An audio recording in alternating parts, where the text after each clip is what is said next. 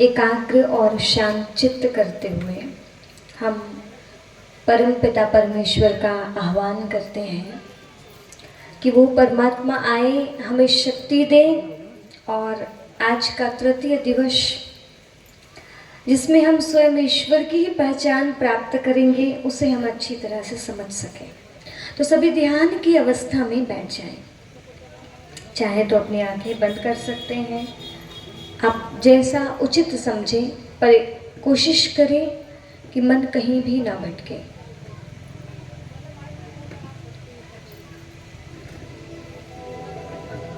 बाह्य तरफ की बातों से अपने मन को समेटते हुए इस ज्ञान यज्ञ के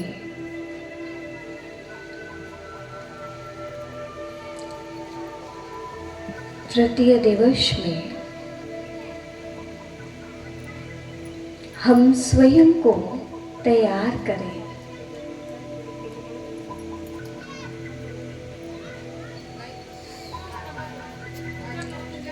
हे परम पिता परमेश्वर, हे ज्ञान दाता, आज हम सभी आपसे आपकी पहचान पाने के लिए बैठे हैं। आप आए और हमें दिव्य चक्षु प्रदान करें, जिसकी सहायता से हम आपका दर्शन कर सकें, आपको जान सकें।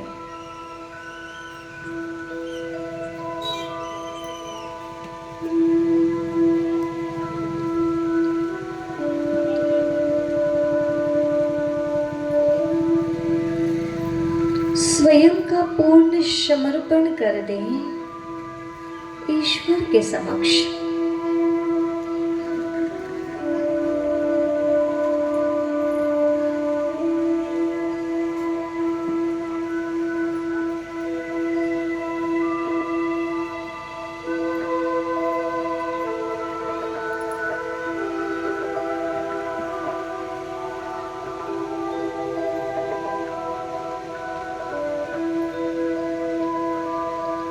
देह के भाव से हटकर आत्मभान में स्थित होकर अपनी चमकती जगमगाती ज्योति को देखते हुए इस जगत के मालिक, रचनाकार, उन्हों के साथ स्वयं को जोड़ कर रखें। ये शुभ घड़ी है आत्मा और परमात्मा के मिलन की।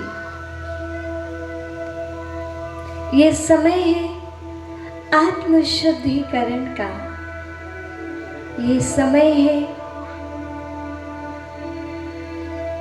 देवत्व स्थापित करने का।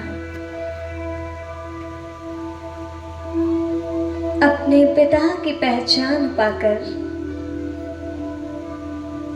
हम स्वयं को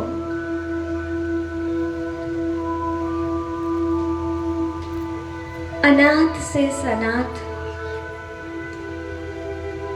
अनुभव करेंगे।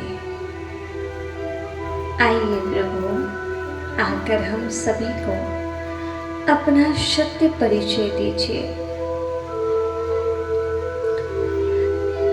कुछ मिनट के लिए खो जाएं उनकी यादों में, इन पंक्तियों को सुनते हुए।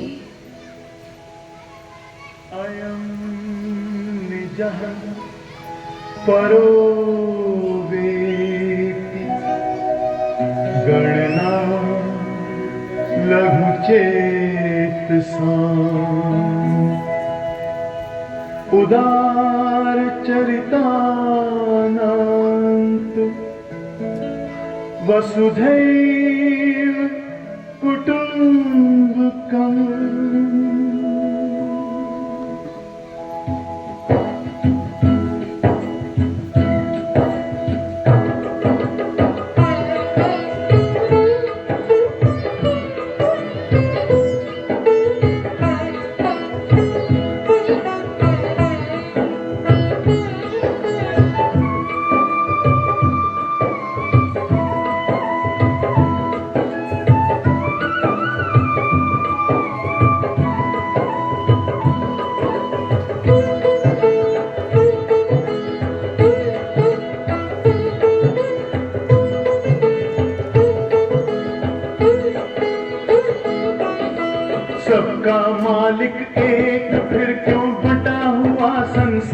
परिवार है। सबका मालिक एक, फिर क्यों बटा हुआ संसार है। सच पूछो तो सारी दुनिया अपना ही परिवार है। सच पूछो तो सारी दुनिया अपना ही परिवार है। सबका मालिक एक, फिर क्यों बटा हुआ संसार है। सच पूछो तो सारी दुनिया अपना ही परिवार है। सच पूछो तो सारी दुनिया अपना ही परिवार है।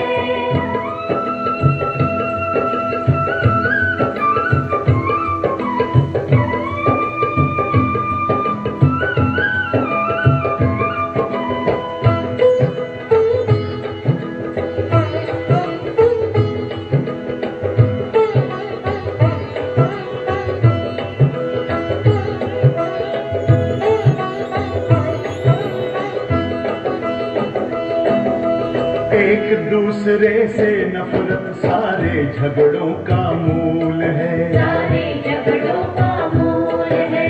ये मेरा है वो तेरा है, यही सोचना भूल है। यही सोचना भूल है। ओम शांति वो मंत्र है जो जीवन को सफल बनाए।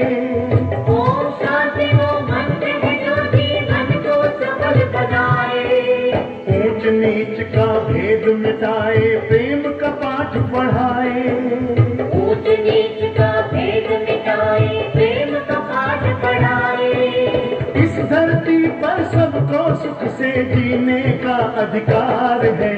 सच पूछो तो सारी दुनिया अपना ही परिवार है। सबका मालिक एक, फिर क्यों बटा हुआ संसार है।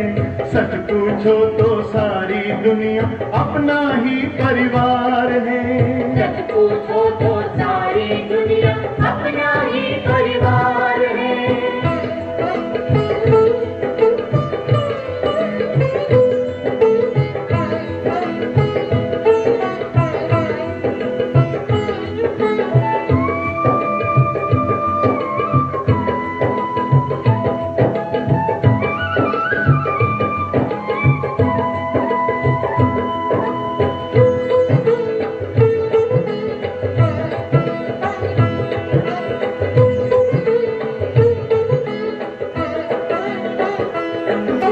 जाति धर्म और रंग भेद ये सब हमने ही बनाया।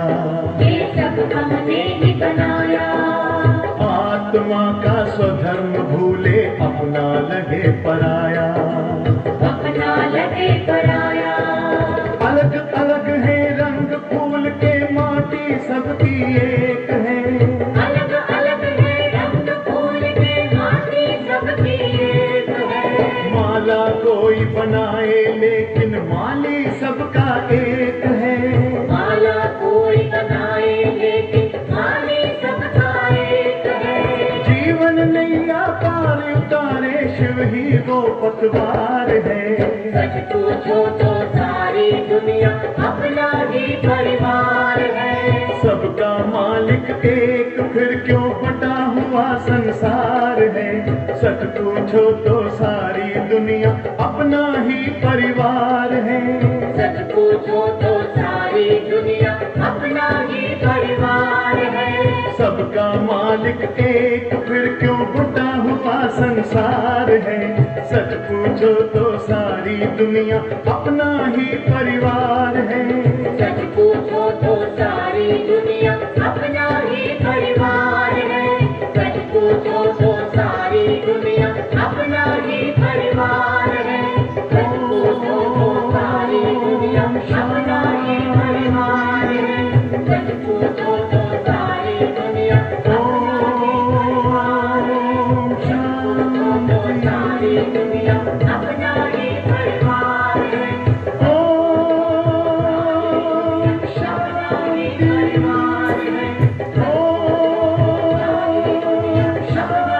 परिवार है।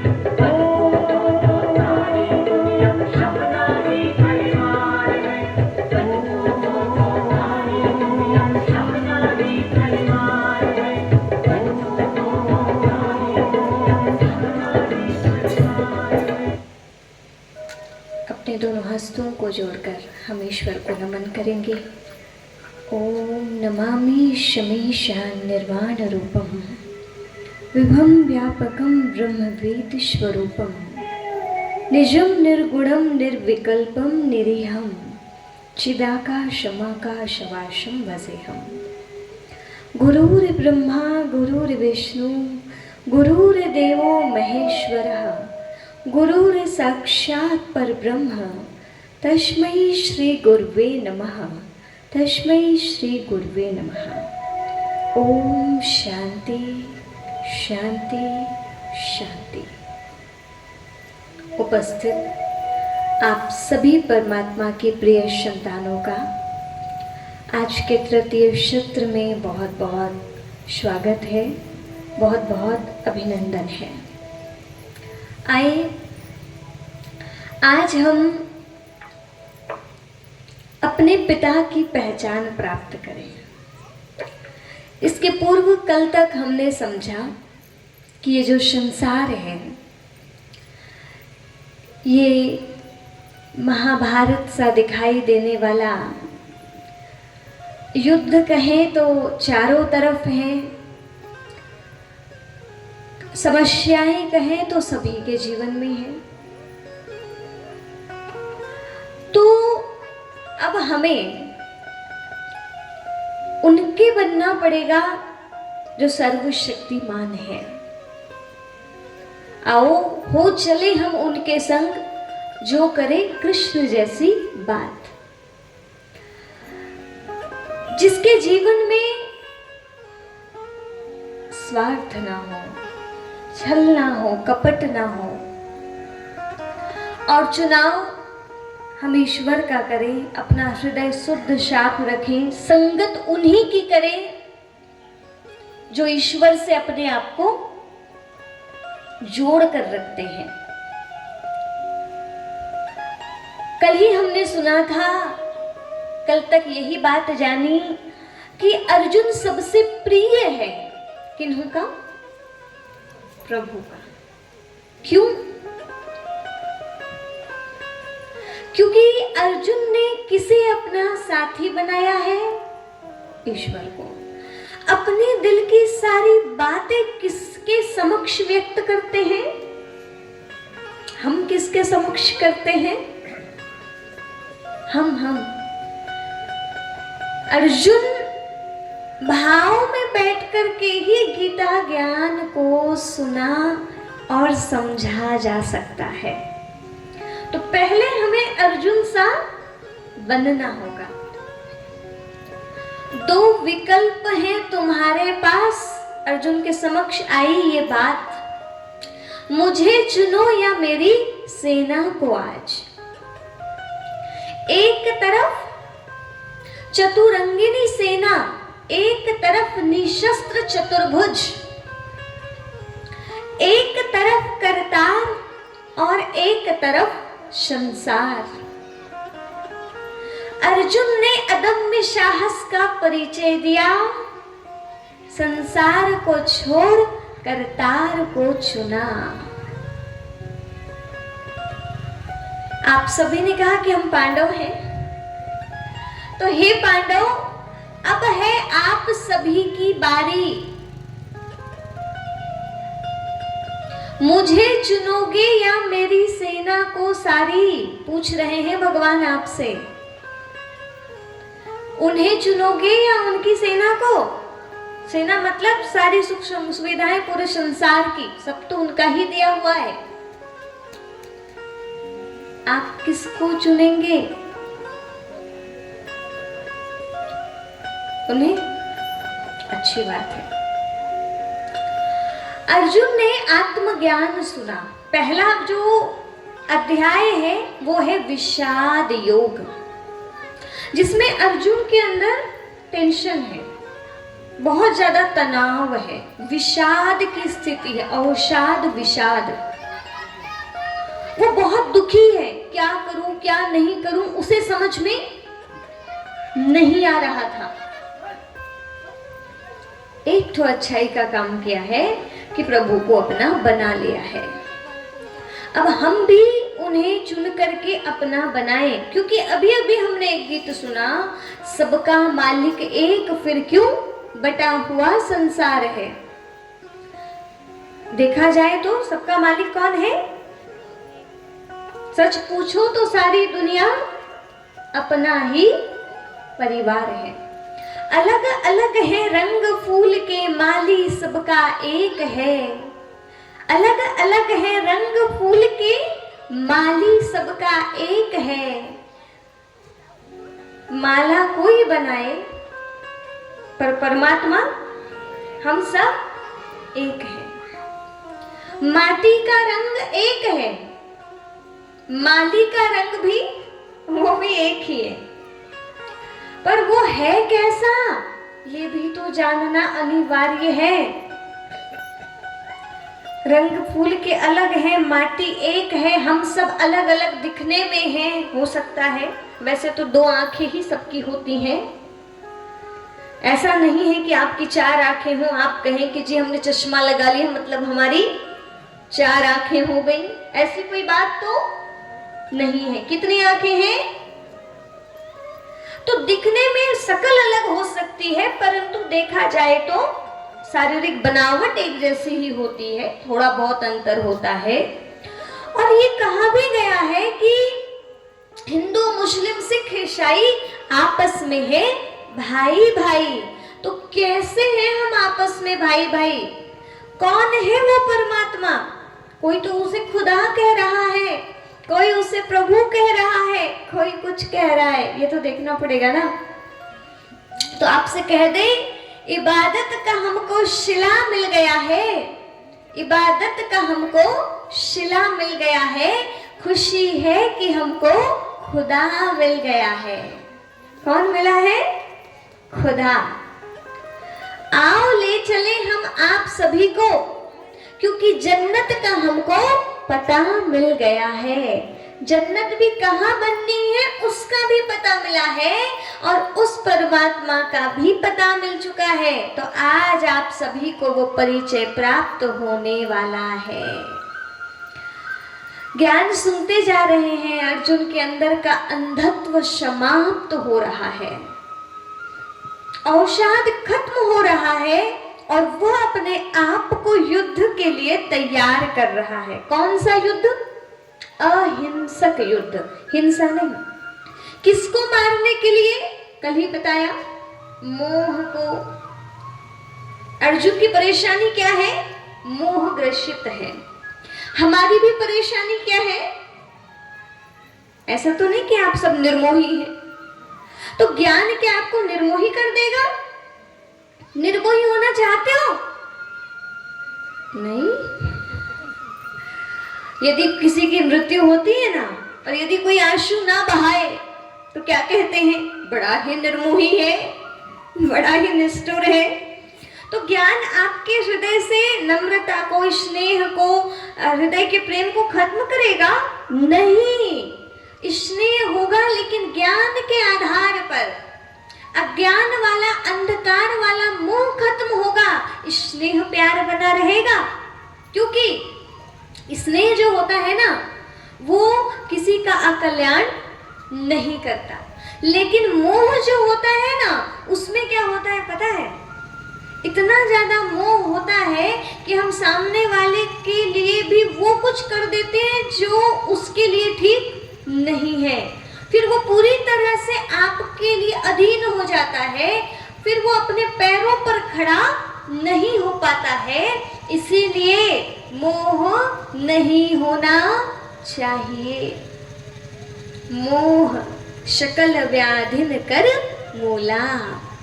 हमारे जीवन में बीमारियों का, परेशानियों का, समस्याओं का कारण एक तरफ देखा जाए तो मोह भी है। अर्जुन सुन रहे हैं, आप भी सुन रहे हैं। भगवान ने कहा, नैनम छिन्दन्ति शस्त्राणि नैनम दहति पावकः न चैनम क्लिदन्त्यापो न शोष्यति मारुतः। आत्मा का कोई विनाश नहीं कर सकता है। आपको कभी कोई मार बोलो नहीं सकता है। आप कैसे हैं? अजर हैं, अमर हैं, अविनाशी हैं। अर्जुन के अंदर बड़ी संतुष्टता आ रही है, पर एक थोड़ा सा प्रश्न है। प्रभु ने कहा, कुछ पूछना चाहते हो अर्जुन? अर्जुन कहते हैं, हाँ हाँ, एक मेरी इच्छा है। आप बड़ी बड़ी युद्ध में बातें कर रहे हैं, मैं चाहता हूं कि मैं आपका दर्शन कर सकूं। कहते हैं, मान बताओ, सम्मान बताओ, जीवन का सही ज्ञान बताओ। जीवन क्या है, मृत्यु क्या है, रण में जीवन दान बताओ। काम क्रोध की बात कही तो मुझको उत्तम काम बताओ। खुद को ईश्वर कहते हो तो पहले अपना नाम बताओ। तो भगवान कहते हैं, बताता हूं बताता हूं। आपको भी ऐसी उत्कंठा है क्या अर्जुन की तरह? प्रभु आपका नाम, आप कौन है, कैसे हैं? भगवान कहते हैं, धीरज धर, धीरज बताता हूं। मुझे भजने वाले, मुझे पूजने वाले कई कई प्रकार के होते हैं, पर वैसे मैं जो हूं वो तो मैं अपना परिचय खुद ही देता हूं। और हजारों मनुष्य में कोई एक होता है जो मुझे जानने की इच्छा रखता है। आज इस संसार में बहुत से मनुष्य हैं, करोड़ों, लेकिन ईश्वर को जानने की इच्छा रखने वाले, ईश्वर को जानने वाले बहुत सारे नहीं हैं। तो 7वें अध्याय में 3रे श्लोक में कहा, मनुष्याणाम सहस्रेषु कश्चित् तते सिद्धेह यत्ताम अपि सिद्धानाम कश्चिन् मा वेत्ति तत्वतः।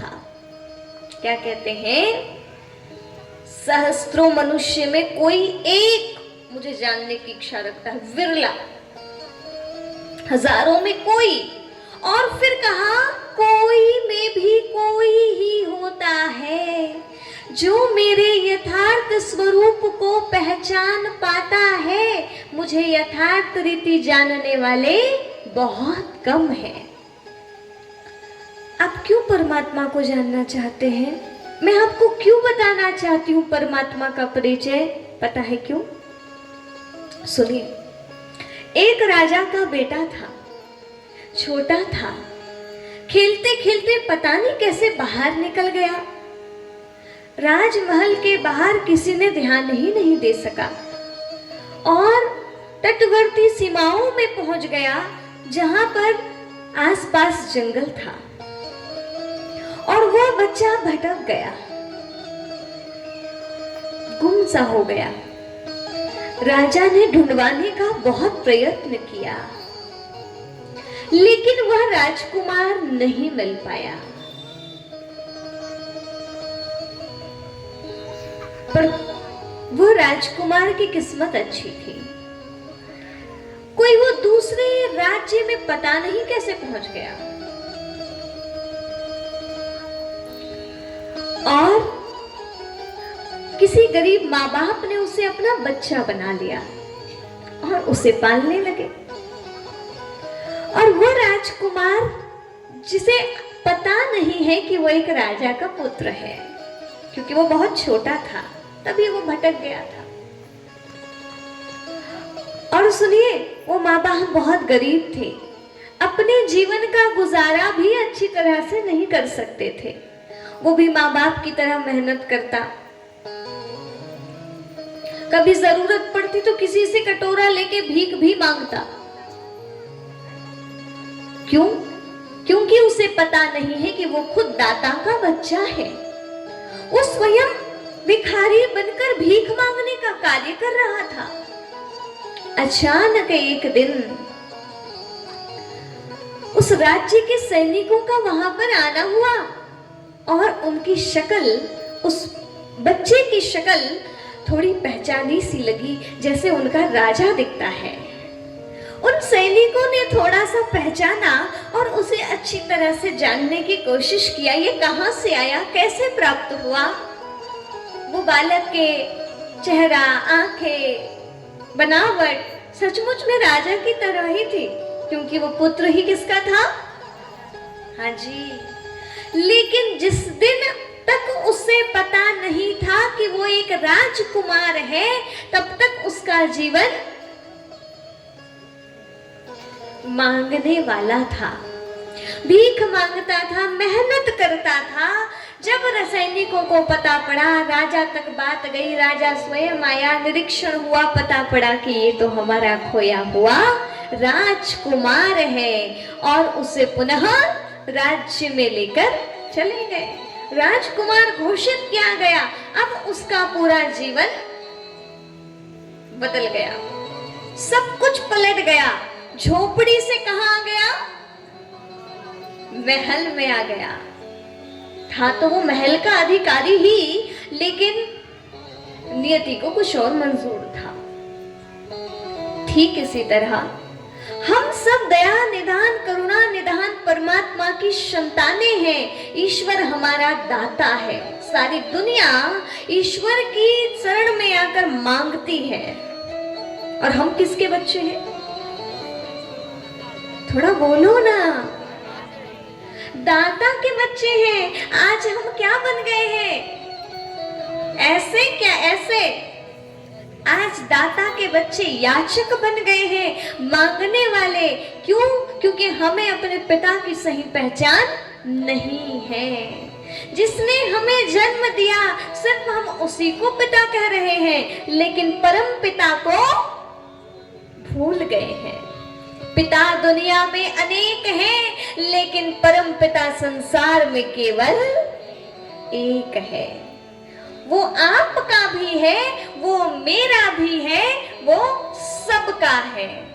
कोई जाति पाति का भेद नहीं, वो सबका है, एक का नहीं। तो भगवान कहते हैं, हाँ कोई ही होता है जो मुझे जानने की इच्छा रखता है, और उनमें से भी कोई विरले होते हैं जो मुझे जान पाते हैं। अर्जुन कहते हैं, कौन होता है जो आपको जान पाता है? अपना दर्शन कराओ, अपना रूप दिखाओ।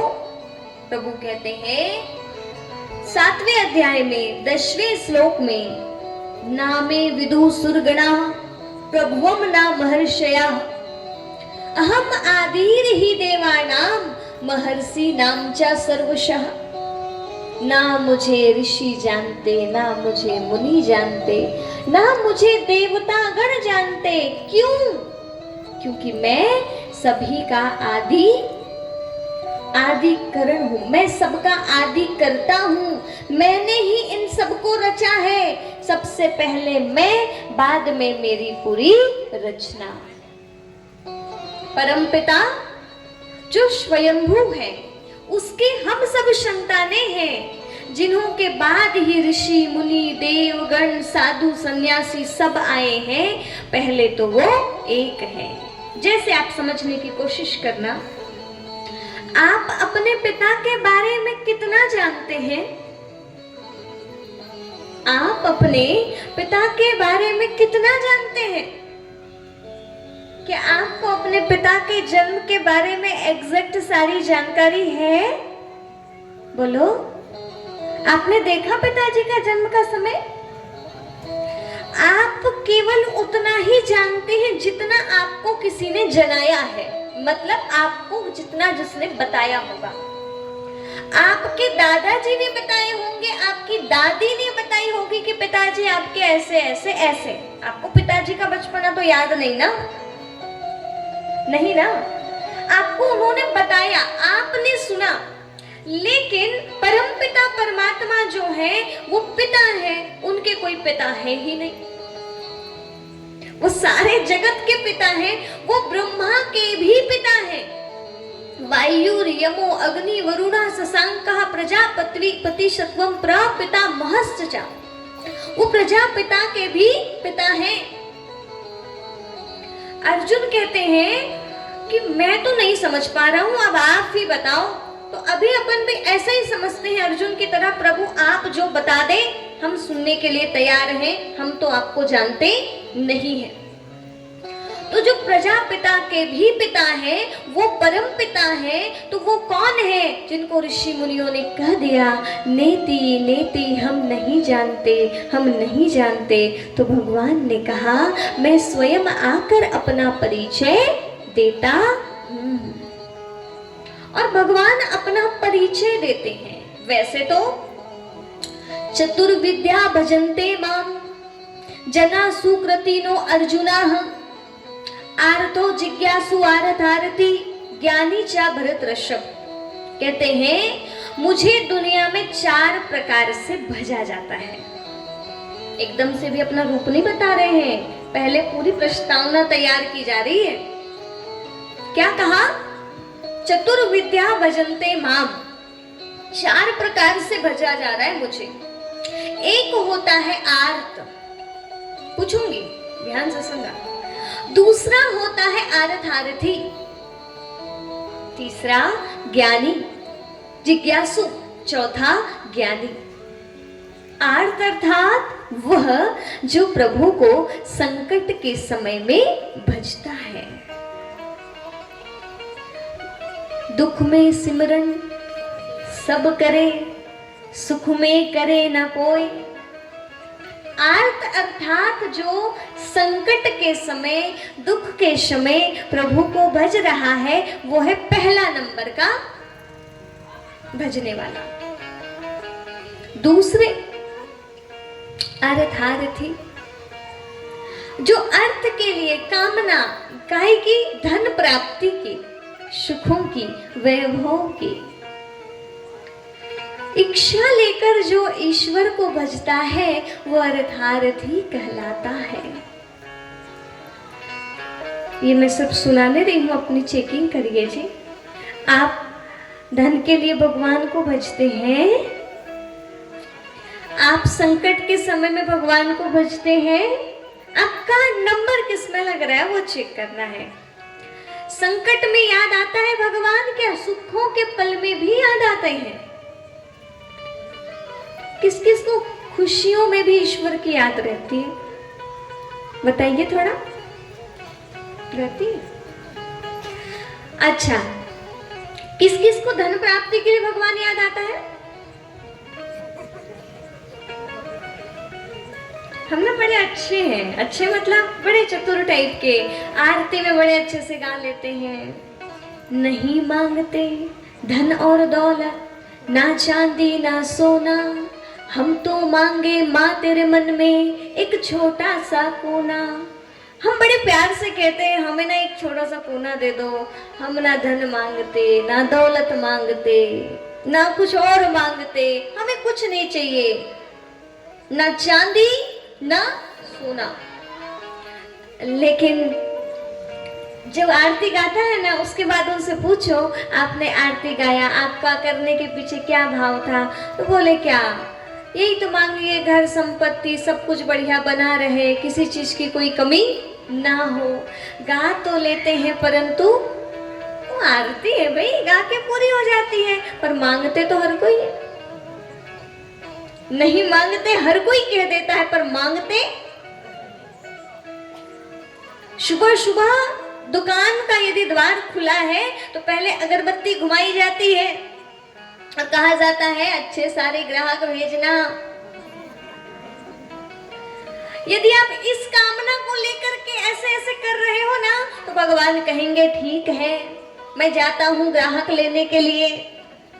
भगवान वहां से चले जाते हैं। अब वो ग्राहक भेजेंगे, जो मांगोगे वो मिलेगा, पर भगवान नहीं मिलेगा आपको। भगवान नहीं मिलेगा, कौन मिलेगा? ग्राहक मिलेंगे। तो क्या करें? अर्थार्थी क्या? डॉक्टर ने कह दिया अब हमारे बस की बात नहीं है, अब वो ही कुछ कर सकता है। फटाफट फटाफट मन्नतें करने शुरू कर देते हैं। मैया हे माता रानी लाज रखना, हमारी रक्षा करना, हमारे बच्चों की रक्षा करना, बीमारी ठीक हो जाए, अगले बार जवारे हम रख ही देंगे घर में। बहुत से लोगों का ऐसा रहता है, संकट के समय में ढेर सारी मन्नतें रख लेते हैं, वो याद आने लगते हैं। तो अपने को आपको देखते जाओ, हम कौन से वाले भजन करने वाले हैं, हम कौन से वाले भक्त हैं। अब तीसरे हैं जिज्ञासु, जिसे कुछ नहीं चाहिए, जो जिसके अंदर उत्कंठा है, जिज्ञासा है कि हम ना उन्हें जान लें, प्रभु के दर्शन के लिए अभिलाषी हैं, प्रभु को वो जानना चाहते हैं, ऐसे तीसरे साधक होते हैं। और चौथे वे होते हैं जो ज्ञानी हैं, जिन्होंने ईश्वर को यथार्थ रीति जान लिया है। तो अर्जुन ने पूछा, आपको इनमें से सबसे ज्यादा प्रिय कौन लगता है? तो प्रभु कहते हैं, वैसे तो मुझे सभी अच्छे लगते हैं। उदारः सर्व एव एते, सभी चारों ही उदार हैं, पर ज्ञानी तो साक्षात मेरा स्वरूप है। मुझे ज्ञानी बड़े प्रिय हैं, जो मेरी याद में रहे, जो मुझे यथार्थ रीति जान ले, वो मुझे अत्यंत प्रिय है, ये भगवान कहते हैं। चलिए, ये बात भी पता पड़ गई। अर्जुन कहते हैं, ठीक है, लेकिन आप अपना रूप कब बताओगे, जल्दी बताओ। फिर भगवान कहते हैं, हाँ अर्जुन, बताता हूं मैं कौन हूं। क्योंकि आपको पता है, अर्जुन की तो पहले ऐसे सीदंती मम गात्राणि मुखम चा परिशोष्यति, मुख सूख रहा था, हाथ से धनुष गिर रहा था, स्टेबल ही नहीं था, लेकिन धीरे धीरे स्टेबिलिटी आई है ना, तो अब थोड़ा ज्यादा ही खुश हो गया है। दुखों के क्षण के बाद सुखों का क्षण आता है ना, तो थोड़े ज्यादा ही उत्साहित हो जाते हैं, ऐसा लगने लगता है क्या कर ले। अर्जुन को भी लग रहा है कैसे मैं जान लूं। धीरे धीरे केशव ने अपना कद धीरे धीरे बड़ा किया, सहमा सा था अर्जुन, वो भी सीधे रथ पर खड़ा हुआ। और खड़े होने के बाद अब उसके ऊपर क्या प्रभाव पड़ा, माँ गीता के ज्ञान का सीधे हृदय पर प्रहार हुआ, और परमात्मा के दर्शन हेतु फिर अर्जुन तैयार हुआ। अब वो तैयार हो चुका है, और तैयार होकर के अब वो भगवान का दर्शन करता है। देखिए क्या कहते हैं भगवान, कहते हैं, ना तू माम सख्य से दृष्टुम नैनो स्वचक्षुषा, तुम अपने नयनों से मुझे नहीं देख सकते। ना तू माम सख्य से दृष्टिम अनेव स्वचक्षुषा, दिव्यम ददामि ते तच्चक्षु पश्चिमे योगमेश्वरम, मैं तुझे दिव्य दृष्टि प्रदान करता हूँ, इन दिव्य नेत्रों के द्वारा ही तू मुझे देख पाएगा। भगवान ने दिव्य दृष्टि प्रदान किया। आपको भी दे दें दिव्य दृष्टि, आपके पास भी है, बस देखने के लिए बाकी सारी तरफ से मन बुद्धि को क्या करना पड़ेगा, भगवान के दर्शन करने की शर्त है। भगवान का दर्शन वही कर सकता है जिसका ज्ञान नेत्र प्रकट हो चुका है। क्या शर्त है, निर्माण मोहा जित संग दोषा, आध्यात्म नित्या विनिवृत्त कामा, द्वंद्वेर विमुक्ता सुख दुखे संगे, जिसने मोह को जीत लिया। निर्माण मोहा जित संग दोषा, जो संग दोषों से दूर है, कुसंग जिसे छू भी नहीं सकता, जो मान शान से परे है। आध्यात्म नित्या, जो प्रतिदिन आध्यात्मिक जीवन जीता है। ऐसे नहीं कि 9 दिन तक नवरात्रे में खूब मनाया हमने माता रानी को, और 10वें दिन दुर्गा जी जब बिठाई जाती है ना, 10वें दिन क्या किया जाता है, दशहरा, मैया जी आप जाइए पानी में और हम भी अपना अपना काम में। हाँ, 9 दिन तक तो खूब कर लिए ना, लेकिन अब हमेशा तो कर नहीं सकते।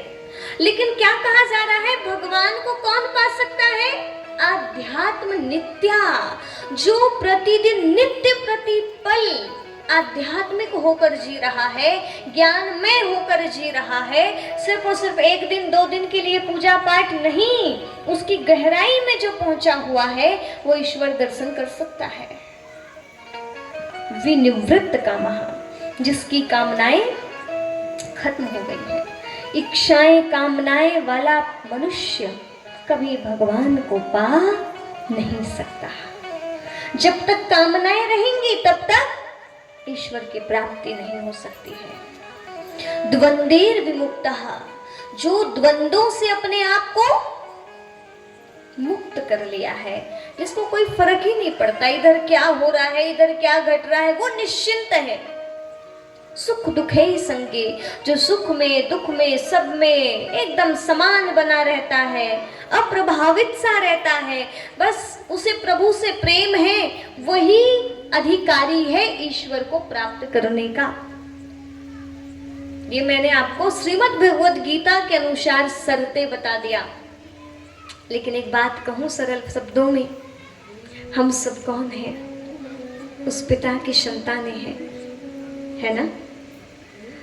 तो पिता से मिलना है तो क्या करना होगा? अब वो परम पिता है ना, ईश्वर प्रेम का सागर है, ईश्वर दया का सागर है, करुणा निधान है, दया निधान है, और उसके ही बलबूते महाभारत जीती गई। हम जीवन की महाभारत भी उसकी सहायता से जीत लेंगे, लेकिन हमें बस पिता उन्हें अपना मानना होगा।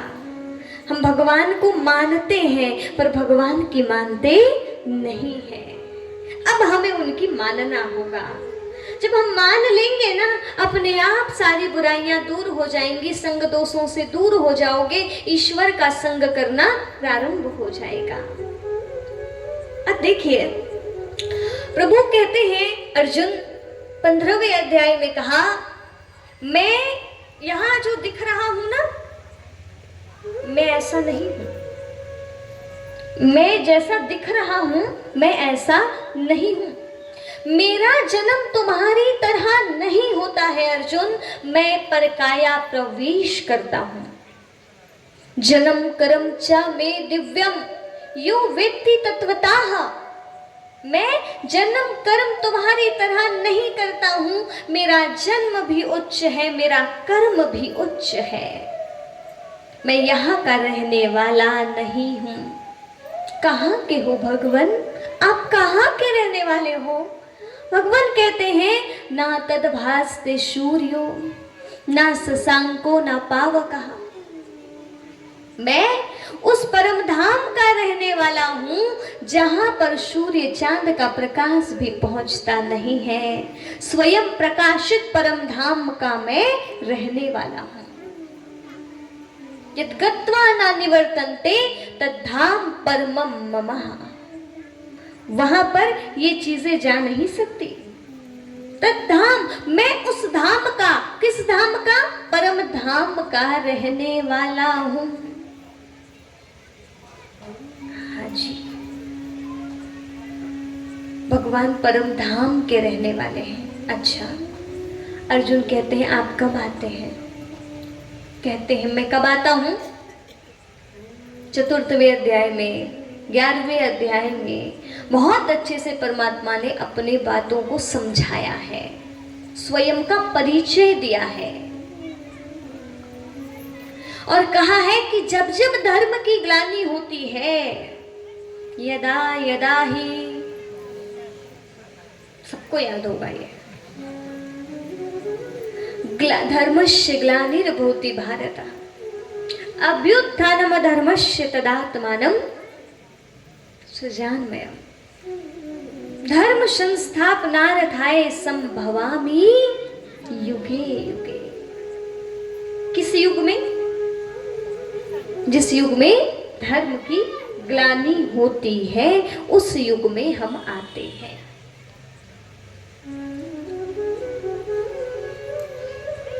आपको इस ज्ञान को, अपने परम पिता को जानने की उत्कंठा है अर्जुन की तरह? है? अर्जुन सुन रहे हैं, बहुत ही सुंदर। श्रोता कैसे होना चाहिए? अर्जुन की तरह। शिष्यस्ते हम शाधि माम ताम प्रपन्नम। शिष्य भाव लेकर जो सुनता है ना, उसको जल्दी समझ में आता है। जो अपने अंदर बहुत सारा ज्ञान जमा कर लेता है ना और अहम के साथ बैठता है ना, उसको कुछ भी समझ में नहीं आएगा, क्योंकि उसका अहम खत्म ही नहीं हुआ है। इसीलिए पहले कहा गया कि कौन सा भाव? शिष्यस्ते हम शाधि माम त्वाम प्रपन्नम। अर्जुन कहते हैं आप जो कहेंगे वो हम मानेंगे, वो हम करेंगे। और अपना रूप बताते हैं, अपना परिचय देते हैं, क्योंकि आज यदि हम अपने पिता की पहचान पा लेंगे, लौकिक में एक माँ पिता की संतानें हैं, प्यार तो होता है ना। अब भले ही कलयुग का प्रभाव बढ़ता जा रहा है, अब कलयुग का प्रभाव बढ़ता जा रहा है, फिर भी एक होता है ना रिश्ते का जो होता है कि हाँ जी ये हमारे अपने हैं। अब ऐसे ही हमें सबको एक भाव पैदा हो जाए कि हम सब एक के हैं, कोई अलग अलग नहीं है। मुझे लगता है कोई खून खराबा नहीं होगा, कोई लड़ाई झगड़ा नहीं होगा। वसुधैव कुटुंबकम की जो भावना है वो सिर्फ किताबों और मंचों पर नहीं, बल्कि वो सबके दिल में आके बैठ जाएगी। तो हम एक के हैं, हमारा पिता एक है। वो एक अपनी पहचान श्रीमद् भगवद गीता में देता है कि मैं कौन हूँ, और दिव्य दृष्टि प्रदान किया। आप भी अपने अंतर्मन के चक्षुओं को खोल लीजिए, अभी इधर उधर की बातों से हटा लीजिए, आपको भी वो ज्ञान प्राप्त हो जाएगा। परमात्मा का दर्शन आपको अंतर्मन में हो जाएगा, होगा, जरूर होगा। अर्जुन के समक्ष श्री कृष्ण जी खड़े हैं। आप सब कहेंगे हमें पता है श्री कृष्ण जी कौन है, गीता का ज्ञान दाता। लेकिन अभी आप जानेंगे कि श्री कृष्ण जी के माध्यम से कोई और ही बोल रहा है, कोई और ही बोल रहा है। तो अर्जुन से जैसे ही कहा कि मैं ऐसा नहीं हूँ, मेरा जन्म यहाँ है, जो है तुम्हारी तरह नहीं होता, मैं वहाँ का रहने वाला हूँ, तो अर्जुन कहते हैं जल्दी अपना रूप दिखाओ। और ऐसे भी आप हैं, मैं हूँ। अर्जुन और श्री कृष्ण जी एक दूसरे को पहले से ही जानते हैं, रिश्ते में कुछ लगते हैं। कृष्ण जी कुंती माँ को बुआ कहते हैं, तो ये रिश्ते में क्या हुए, मामा के बेटे और भाई भाई हुए ना। और पता है अर्जुन को कि इनका जन्म कहाँ हुआ है, कंस की। पर वो क्या कह रहे हैं, मेरा जन्म तुम्हारी तरह नहीं होता। तो देखिए, दिख जो रहा है वो बोल कुछ और रहा है, कुछ बहकी बहकी सी बातें कर रहे हैं। ऐसे ना कहा जाता है किसी के अंदर कभी कोई आत्मा प्रवेश कर लेती है तो वो ना फिर कुछ बहकी बहकी बातें करने लगते हैं। मैं वो वहां से आया हूं। स्त्री के देह में यदि कोई पुरुष, जिसने पूर्व जन्म में पुरुष का देह धारण किया, वो आत्मा प्रवेश कर लेना, वो कहने लगते मैं वहां से आया हूं। फिर समझ में आता ये नहीं बोल रहे, फिर वो थोड़ा सा ऐसा ऐसा क्या क्या भूत निकलवाना पड़ता है। तो ऐसे लग रहा था अर्जुन को कि कृष्ण के अंदर कोई भूत, मतलब वो नहीं बोल रहे हैं, कोई और आकर के बोल रहा है, दूसरी आत्मा आके बोल रही है। हम आत्माओं को भूत कह देते हैं, परंतु ऐसे नहीं बोलना चाहिए। वैसे देखा जाए तो आत्मा है। भूत इसलिए कहा जाता है बीत गया, एक है भूतकाल और एक है बीच में तो वर्तमान है। भूत अर्थात बीत गया, इसलिए उनको ये कहा जाता है उन आत्माओं को जिन्होंने अपना शरीर छोड़ दिया, उनका शरीर चला गया, उनका जीवन काल बीत गया, तो उनको नॉर्मल सी भाषा में क्या कह देते हैं। और पूजा भी बड़ी अलग अलग प्रकार की होती है, भी बताऊंगी मैं। कई तो भूत पूजा भी करते हैं, आप लोग तो नहीं करते, अभी बताऊंगी थोड़ा सा। हाँ, तो ये जो है ना बहकी बहकी सी बातें कर रहे हैं, क्योंकि इनके अंदर श्री कृष्ण नहीं बल्कि और कोई महासत्ता आके प्रवेश कर ली है और वो ज्ञान दे रही है। कहाँ पे, कुरुक्षेत्र के मैदान में। कुरुक्षेत्र क्या है? ये पूरा संसार बन गया है कुरुक्षेत्र, कर्म क्षेत्र। 13वें अध्याय में प्रथम श्लोक में कहा है कि ये जो संसार, ये जो देह है ना, इसको भी क्षेत्र कहा है। और इसमें जो बैठी है ना आत्मा, उसको क्षेत्रज्ञ कहा है, इसको क्षेत्र कहा है देह को। तो अब हम समझते हैं कि वो कौन है जो आकर बैठा है। अर्जुन को तो पता है कि ये मेरे रिश्ते में भाई हैं, पर कह रहे हैं कि नहीं, तुम नहीं जानते, कोई नहीं जानता, ना ऋषि मुनि जानते, ना मुनिजन जानते। अच्छा कौन हो? तो कहा है फिर ज्योति साम अपि तज्ज्योति, अपना रूप बताते हैं। तम सह परम उच्यते, मैं ज्योतियों का ज्योति महाज्योति हूं। ज्ञानम ज्ञेयम ज्ञान गम्यम हिदि सर्वस्व विशिष्टतम, कहते हैं मैं ना अज्ञान से बड़े परे हूं और मेरा प्रकाश ही सारे संसार में पहुंच रहा है। दिव्य सूर्य सहस्त्रस्य भवेद युगपद उत्थितः। और फिर कहा सूर्य की तरह प्रकाशवान है उनका प्रकाश। कैसे है? सूर्य की तरह। जैसे एक ही आसमान में हजारों सूर्य प्रकट हो जाएं और उनका जो प्रकाश होता है ना, ऐसा प्रभु का प्रकाश दिव्य सूर्य सहस्त्रस्य भवेद युगपद उत्थितः। एक सूर्य का प्रकाश कितना प्रकाशित करता है संसार को, दिखता है ना। अब एक साथ हजारों सहस्त्रों सूर्य प्रकट हो जाए तो कितना तेज होगा। परमात्मा का प्रकाश देखिए, सूर्य जो होता है सारे कीचड़े को सुखा देता है, संसार में उजियारा ला देता है।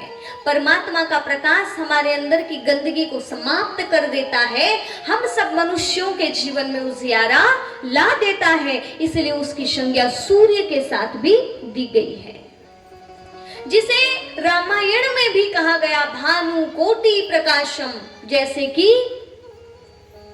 हजारों सूर्य सहस्त्रों सूर्य चमके, ऐसा प्रकाश राम के राम का है। अभी हम जानेंगे रामायण के अनुसार भी भगवान कौन है। पर अब भगवान अपना स्वरूप बताते हैं, मैं कौन हूं। 11वें अध्याय के 32वें श्लोक में प्रभु ने कहा मैं कौन हूं। कहते हैं कालो अस्मि लोक क्षय कृत प्रवृद्धोः लोकान समार्तुमि प्रवृत्ताः ऋते अपि त्वां न भविष्यन्ति सर्वे एव स्थिताः प्रयत्नेषु योद्धाः। क्या कहते हैं? मैं कालों का काल महाकाल हूं। मैं साधारण दिखने वाला एक नर नहीं हूं। मैं कौन हूं? कृष्ण के माध्यम से अंदर बैठी हुई महाशक्ति अपना परिचय दे रही है और कह रही है कि कालो अस्मि लोक क्षय कृत प्रवृद्धोः, मैं ये जो कुछ दिख रहा है ना पूरा बिगड़ गया है, इसका क्षय करने के लिए प्रवृत्त हुआ हूं। मैं कालों का काल महाकाल हूं। अच्छा, फिर प्रभु ने कह दिया कि मैं महाकाल। आप बताइए महाकाल किसे कहा जाता है? श्री कृष्ण जी को, क्या फिर थोड़ा बोलिए महाकाल का मंदिर कहाँ है? अच्छा, सभी को पता है। हाँ, उज्जैन में है। उसमें प्रतिमा श्री कृष्ण जी की है या फिर किसकी है? लिंग स्थापित है। महाकाल देखा है आपने? किसको कहा जाता है? शिव जी को कहा जाता है। और भगवान क्या कह रहे हैं? मैं ज्योति सा, मैं ज्योतियों का ज्योति महाज्योति हूं। भगवान क्या कह रहे हैं? मैं कालों का काल महाकाल हूं। तो गीता ज्ञान दाता कौन निकला? बोलो, महाकाल। और तो और जैसे प्रभु अपना रूप विस्तारित कर रहे हैं ना, पूरे ऐसे अनेक एक विराट स्वरूप में बहुत सारे मुख दिख रहे हैं। ऋषि मुनि देवगण सब एक साथ 84 मुख हैं। ये श्री कृष्ण जी के हर जन्म का रूप दिखाया गया है एक साथ, लेकिन उनके अंदर जो महाशक्ति ने प्रवेश किया है उसका रूप दिखाया है प्रकाश वाला। इतना प्रकाश फैल जाता है कि अर्जुन कहता है कुछ दिखाई नहीं दे रहा है, इतना तेज है आपका। तो जो प्रकाश है वो महाकाल है, और जो विराट रूप है वो है श्री कृष्ण जी के पूरे एक एक सतयुग से लेकर के पूरे अंत तक, कलयुग तक के जन्मों का स्वरूप, वो उनके मुख में दिखाया गया है। ऐसी बात है। अब देखिए, भगवान ने तो बता दिया कि मैं ज्योति हूं, मैं प्रकाश हूं, मैं ये हूं, मैं वो हूं। हमको समझ में कितना आया, अर्जुन को नहीं पता था। अर्जुन क्या कह रहे थे पता है? हे कृष्ण, हे यादव, हे सखेती, आप मेरे सखा हो, यादव, ऐसे ऐसे वो उच्चारित कर रहे थे। जैसे उन्होंने रूप देखा ना, उन्होंने माफी मांगा। और संजय भी ये देख रहे थे, संजय भी प्रसन्न हो गए क्योंकि उनको दिखाई दे रहा था। और धृतराष्ट्र जो था वो भी देखना चाहा। जैसे ही रूप देखा तो संजय उछल कर कहने लगा, जय हो प्रभु, जय हो, आज तो मैं धन्य धन्य हो गया। प्रभु जब धरती पर आते हैं तो जिसकी ईश्वर के प्रति प्रीत बुद्धि है वो तो उनका दर्शन करता ही है, लेकिन वो आए हैं उसकी खबर जो विपरीत बुद्धि है, जिसने पूरा का पूरा युद्ध क्षेत्र स्थापित कर दिया है, उसके कान में भी आवाज जाती है कि धरती पर भगवान आ चुका है। तो संजय उछलकर आनंदित हो रहे हैं, उत्साहित हो रहे हैं। तो धृतराष्ट्र को ना थोड़ा सा समझ में आने लगा। बोले क्या हुआ संजय, क्या हुआ? तो बोले मैंने तो प्रभु का दर्शन कर लिया, साक्षात ईश्वर का मैंने दर्शन कर लिया।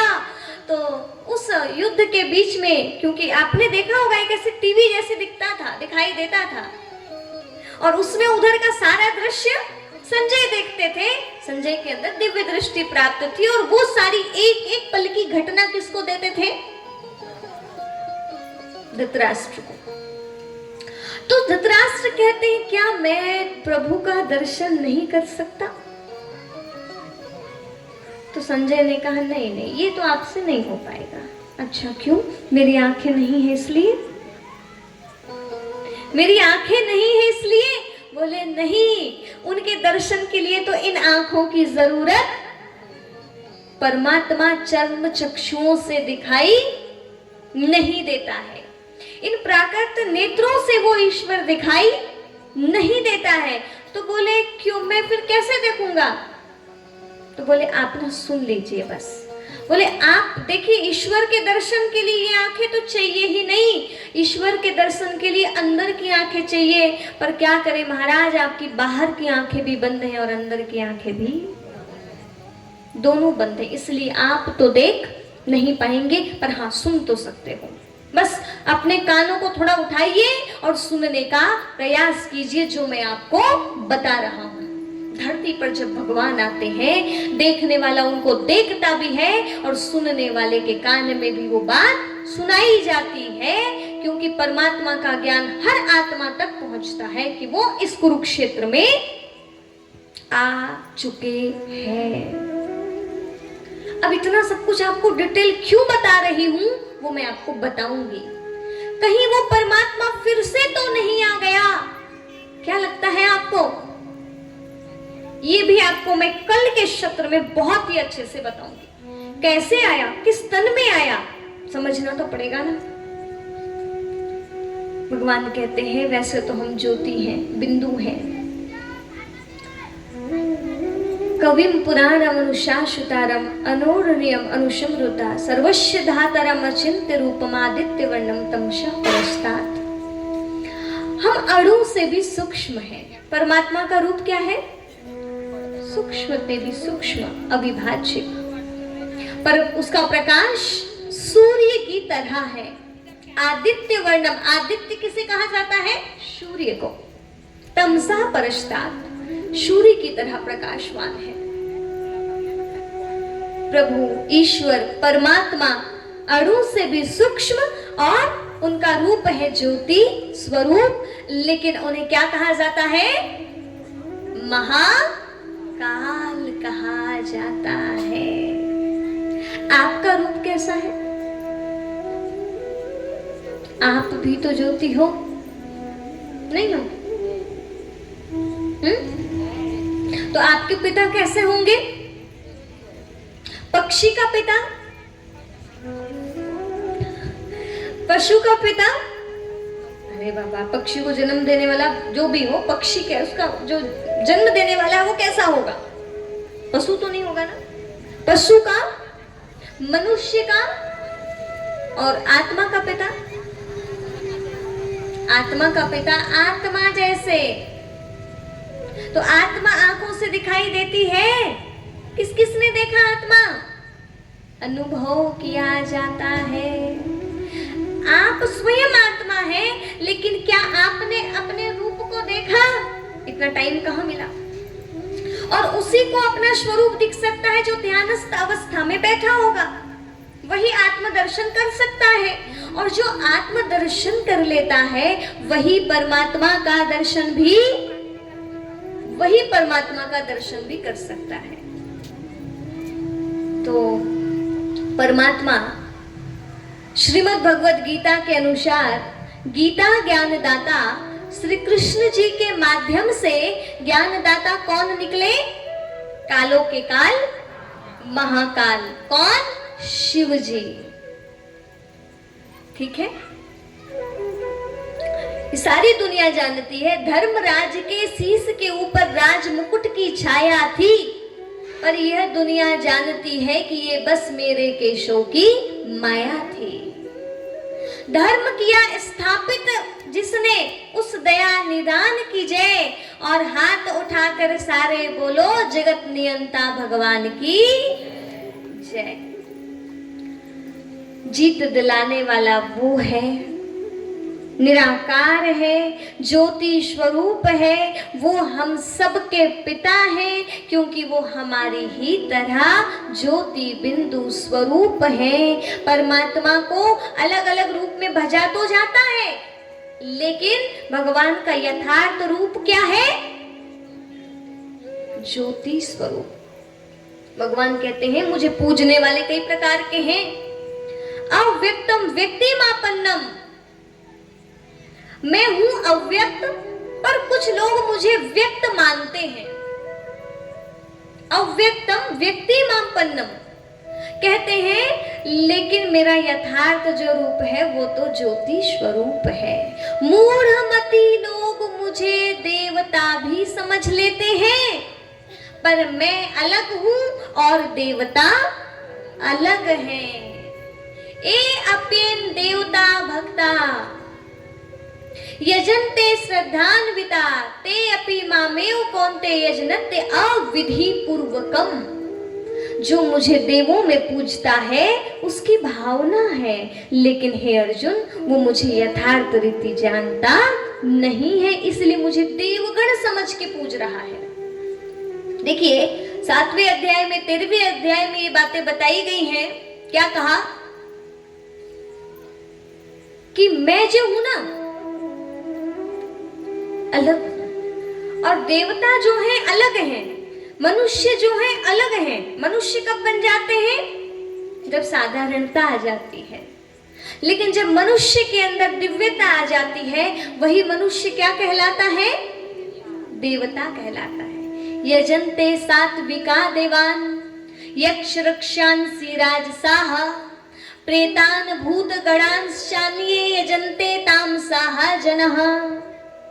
3 प्रकार से पूज रहे हैं। यजन्ते सात्विका देवान, जो सात्विक होता है वो देवों को पूजता है। यक्ष रक्षांसि राजसाः, जो राजसिक होता है वो यक्षों को पितरों को पूजता है। क्या? यजन्ते सात्विका देवान यक्ष रक्षांसि राजसाः प्रेतान भूत गणांश्चान्ये यजन्ते तामसाः जना। जो प्रेतों को पूजे ना, भूतों को पूजे ना, वो उनको कौन से मनुष्य कहा जाएगा? तामसिक। वो पूजा कौन सी कही जाएगी? पर किसी को नाम रखना है। जिसको जितनी समझ है, जिसके बुद्धि का जितना स्तर है, वो उसी प्रकार से उसको पूजता है। सनातन संस्कृति में ज्यादातर हम देवी देवताओं को पूजते हैं, प्रभु को भी याद करते हैं, परंतु सारे देवताओं को भी हम भगवान ही मानते हैं, है ना। भगवान कहते हैं यो यो याम याम तनु भक्ता सिद्ध्यार्जितुम इच्छति तस्य तस्याम चलाम तामेव विद्याम्यहम्। जो जो जिस जिस रूप में मुझे भजता है ना, मैं उसे उसकी भावना का भाड़ा उसी रूप में दे देता हूँ, पर मैं उस रूप में होता नहीं हूँ, वो मेरा यथार्थ रूप। अब किसी ने पत्थर रखा, उसमें थोड़ा सा तेल डाल दिया, तिलक विलक भी लगा दिया, हर दिन पुष्प चढ़ा रहा है प्रभु। एक दिन ऐसा हो जाएगा कि वो पत्थर से ही उसकी मनोकामना पूरी हो जाएगी, और फिर वो अनेकों को बताएगा, अरे मेरी मनोकामना वहां जाके पूरी हुई, तुम भी चलो। फिर और 2-4 जाएंगे। उन्होंने भी उस पत्थर में यदि श्रद्धा स्थापित किया है तो क्या होगा? उनकी भी मनोकामना पूरी हो जाएगी। यदि वो उस रूप में उनका दर्शन करना चाहे तो हो सकता है उसी पत्थर में उन्हें ज्योति का साक्षात्कार भी हो जाए, क्योंकि भगवान क्या कहते हैं? यो यो याम याम तनु भक्ता सिद्ध्यार्जितुम इच्छति। हर कोई अपनी श्रद्धा के अनुसार मुझे अलग अलग रूप में भज रहा है, मैं उसी रूप में उसको उसकी भक्ति का भाड़ा देता हूं। पर हाँ, मैं वो। तो चलो थोड़ा देख लेते हैं। सात्विक अर्थात देवों को पूजने वाले। आपकी पूजा सात्विक है, राजसिक है क्या तामसिक है? थोड़ा सा आपसे भी बातचीत की जाए। बड़ी शांति से सुन रहे हैं क्योंकि आप सभी बताएंगे। सात्विक करते हैं, राजसिक करते हैं क्या तामसिक करते हैं? बोलो। सात्विक। और जो है पितरों को नहीं मनाते, मनाते तो है पितृपक्ष वगैरह, तो राजसिक। और भूतों को तो शायद, पर ये भी एक पूजा है। पर याद रखना, जो जिसको पूजेगा उसी को प्राप्त होगा। 9वें अध्याय में कहा गया, यान्ति देवव्रता देवान् पितॄन् यान्ति पितृव्रताः भूतानि यान्ति भूतेज्या यान्ति मध्याजिनोऽपि माम्। कहते हैं जो देवों को पूजेगा ना, वो देवताओं, वो उनको उन्हीं की प्राप्ति होगी, दर्शन हो जाएगा देवता का। यान्ति देवव्रता देवान् पितॄन् यान्ति पितृव्रता। जो पितरों को पूजेगा उनके घर में ही दादाजी पोता बन के पैदा हो जाते हैं और निशानी लेके भी आते हैं, है ना। कई कहते हैं ना, दादाजी आ गए। आदतें भी मिलती हैं, पर हाँ वो आत्मा आ जाती है। तो जिसकी श्रद्धा अपने पूर्वजों में होती है, पितरों में होती है, उनके घर में पितर आ जाते हैं। लेकिन जो भूतों को पूजेगा वो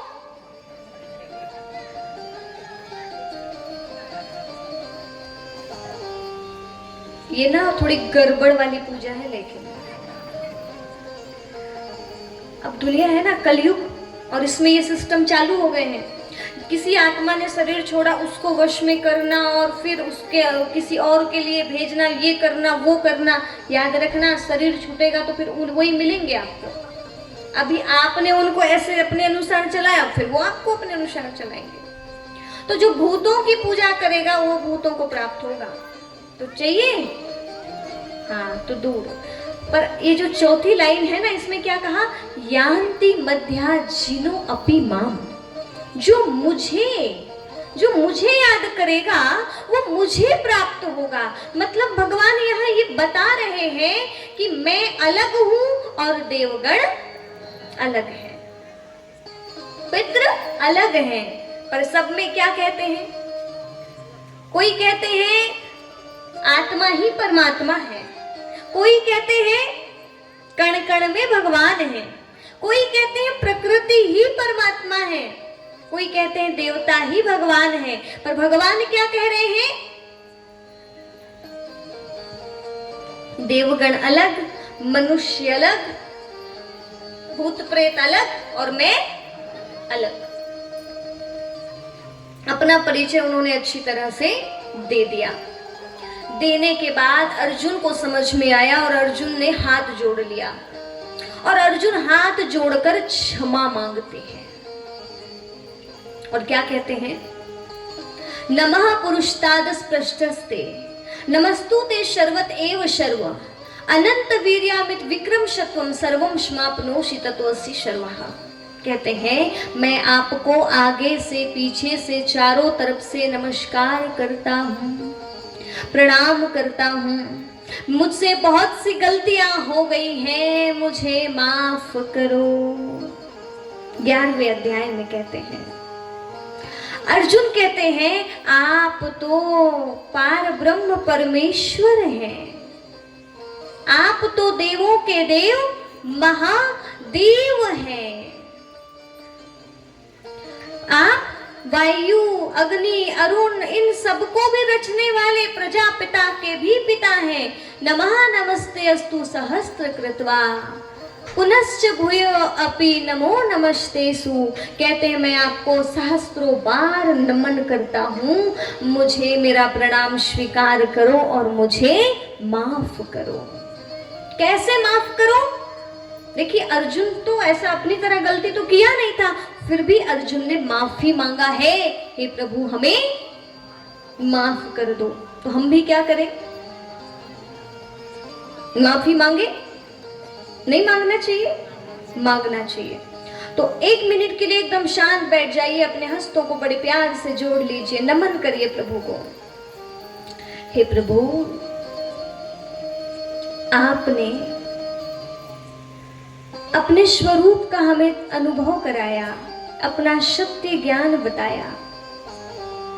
आज से भूलवश अब हम कोई भी गलती नहीं करेंगे। अब तक जो भी भूल हुई, आपको हमने कण कण में, पत्थर ठिक्कर में, पशु पक्षी में, सब में कहा प्रभु आप तो अलग हैं। आपकी महिमा अपरम अपार है। प्यारे प्यारे शिव बाबा, हे कालों के काल महाकाल, हमें माफ कीजिए, हमें क्षमा कीजिए। हम आपकी शरण में हैं प्रभु, हमें माफ कीजिए।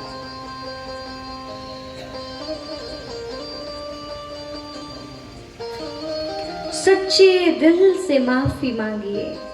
आज के बाद हम ऐसी गलती नहीं करेंगे। आपके यथार्थ स्वरूप को जानकर ही याद करेंगे।